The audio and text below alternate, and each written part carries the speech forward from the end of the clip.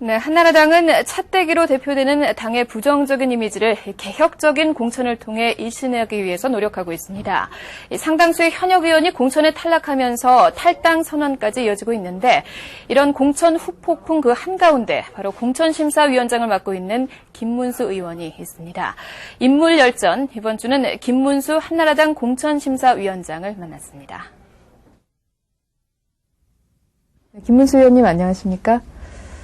지금 굉장히 힘든 시기에 공천심사위원장을 맡으셨기 때문에 어려운 일도 좀 많으실 것 같은데요. 네, 우리가 사실 이 공천을 국회의원들이 심사를 한다는 것 자체가 참 못할 짓이라는 생각이 많이 듭니다.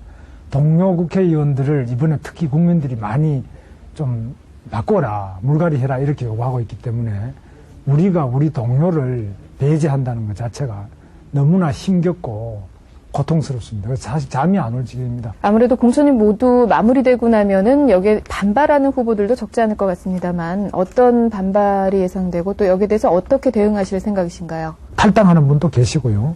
또 항의하는 분도 많이 계시고 심지어는 저희 집으로 새벽 늦게까지 또는 아주 와서 문짝을 차고 항의를 하는 분들 그 당사자뿐만 아니라 부인이나 친척까지 다 데리고 와서 항의하는 경우가 많기 때문에 사실 죽을 맛입니다. 개인적으로도 굉장히 힘드시겠네요. 힘듭니다. 잠도 못 자고 저만이 아니라 우리 가족 모두 다가 잠을 못 잘 정도로 고통을 겪고 있습니다. 이 너무 사생활에 대해서 이렇게 좀 보장 안 해주는 정치인들은 앞으로 조금 정치권을 떠났으면 좋겠습니다. 집을 옮기실 그런 생각은 없으세요? 옮기려고 하니 또 돈도 없고 이래서 지금 못 옮기고 있습니다.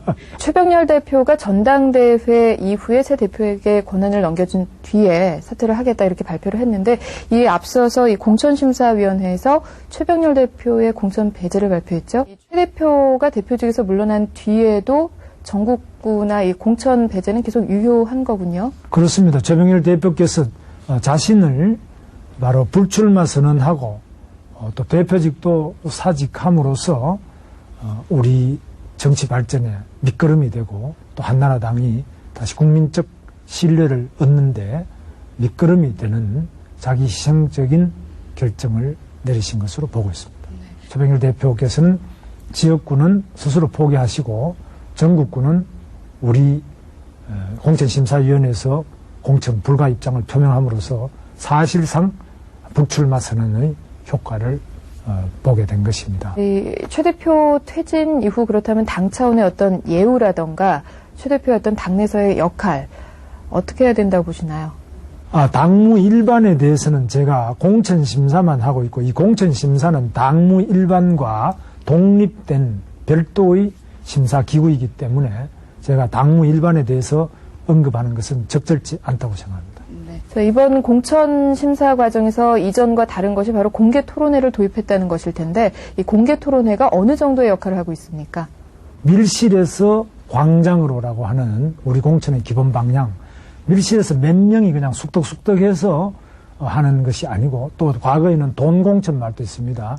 공천 과정에 돈을 주고 받고 이렇게 하는 경우 있는데 그런 것이 없다라는 점을 일단 과시하는 효과가 있다고 보고요. 그 다음에 경선이나 전화 여론조사 또는 서류심사보다는 생생하고 입체적이고 충분한 검증의 기회가 된다고 판단하고 있습니다. 얼마나 반영이 되고 있습니까? 우리 당으로서는 이제 공개 토론의 경우는 시간상으로 많이는 못하고요. 지금 한 곳이 한 10군데 정도밖에 되지 않고요. 그 다음에 공개 토론보다 조금 더 빠르고 심층적으로 할 수 있는 게 면접 토론인데 이 부분도 지금 한 20곳 이상을 하고 있습니다. 그래서 상당한 수를 하고 있습니다만은 시간 관계상 많이 못하고 있는 점이 있는데 대단히 유효한 방법이라고 생각하고 있습니다. 모든 곳에서 공개 토론회가 적용되는 건 아니군요. 시간상으로 불가능하십니다. 어떻게 보시나요? 이번 총선에서 한나라당의 승리를 자신하십니까? 현재로서는 우리가 몇 석이다라는 것을 말씀드릴 수 없을 만큼 우리 전국의 상황이 대단히 우리 당에 대해서 비판적이고 또 우리 당 스스로도 재창당한다는 각오로 임하고 있기 때문에 그런 예측을 하는 것이 저로서는 불가능할 정도로 앞이 캄캄합니다.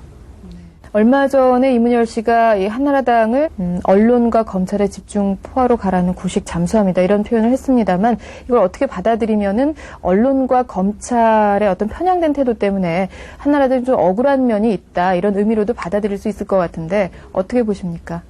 검찰이 대선 자금 수사에서도 보이는 것처럼 편파적인 수사를 하고 있다고 저희는 보고 있습니다. 그러나 여러 가지 부패와 비리를 파헤치는 검찰의 노력에 대해서는 일정하게 수긍을 하고 있습니다. 그래서 지금 현재 검찰의 환경 이 부분은 우리가 야당이기 때문에 상당한 불이익을 보고 있습니다만 어쩔 수 없다 이렇게 보고 있고요. 상당한 정도로 우리는 문제를 느끼고 있습니다. 특히 방송 환경도 이 공영방송이기 때문에 야당에게는 절대적으로 불리한 형편이 있습니다. 이런 점에 대해서 우리는 기본적으로 야당이기 때문에 당하는 서러움으로 생각하고 극복하기 위해서 더 큰 분발을 하도록 하겠습니다. 사실 대통령 공격에 선봉에 서셨다고 할 수도 있을 텐데 지금 와서 이 총선을 얼마 남기지 않은 상황에서 이런 대통령을 공격하는 것이 전략상으로 어떤 의미가 있다고 보시나요? 야당으로서는 당연히 대통령을 비판하는 것이 자기의 본분입니다. 권력을 비판하고 견제하고 또 대안을 제시하고 하는 것이 본령의 의무이기 때문에 그것을 하지 않는 야당, 대통령과 정부를 비판하지 않은 야당은 짠맛을 잃어버린 소금과 같다 할 것입니다. 김 위원장 홈페이지를 보다 놀란 것이 굉장히 이 자격증이 많으시더라고요. 바쁘실 텐데 언제 이 자격증을 다 따셨습니까? 소위 공장에 요즘 말로 하면 위장 취업이라고 되는 겁니다. 공장에서 약 한 7년을 살았기 때문에 봉제, 또 보일러 기술, 전기, 용접. 의원직 그만두시면은 그래도 하실 일이 많이 있으시겠어요? 그렇습니다. 요즘에 뭐 돈벌이가 좀 안 되겠습니다만은. 너무 시간을 많이 빼서 죄송합니다. 네, 감사합니다. 아니, 네, 감사합니다.